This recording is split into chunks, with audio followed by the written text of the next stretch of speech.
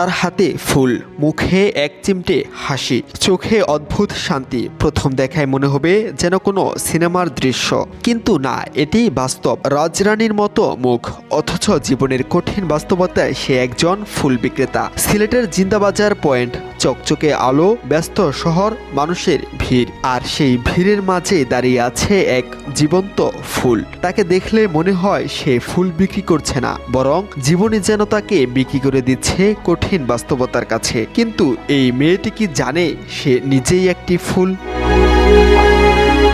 অভাব, এই একটি শব্দই বদলে দিয়েছে তার পুরো জীবন। হয়তো তারও স্বপ্ন ছিল অন্যরকম এক জীবনের, যেটা গল্পের মতো সুন্দর, কিন্তু বাস্তবতা তাকে নামিয়ে এনেছে রাস্তায়। শহরের জলমলে আলোয় যখন আমরা মুগ্ধ, ঠিক তখনই কেউ লড়ছে নীরব বেঁচে থাকার যুদ্ধে।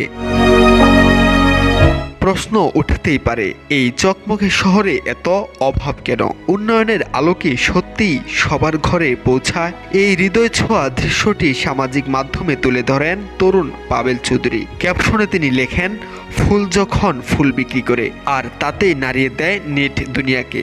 মুহূর্তে ভাইরাল সেই ভিডিও হাজারো মানুষ দেখেছেন, অনুভব করেছেন, কেউ প্রশ্ন তুলেছেন সামাজিক বৈষম্য নিয়ে। এই গল্প শুধু একজনের নয়, এটি আমাদের চারপাশে ছড়িয়ে থাকা অসংখ্য জীবনের প্রতিচ্ছবি। আমাদের সমাজে এমন কত ফুল আছে, কেউ ফুটপাতে ঘুমায়, কেউ ফুল হয়ে ফুল বিক্রি করে, আর কেউ 3 বেলা খাবারের জন্য লড়াই করে। কিন্তু প্রশ্ন থেকে যায়, এই বৈষম্যের শেষ কোথায়? সিলেটের এই দৃশ্য যেন আমাদের চোখে আঙ্গুল দিয়ে দেখিয়ে দেয়, মানুষের ভিড়ে আমরা মানুষকেই ভুলে যাচ্ছি।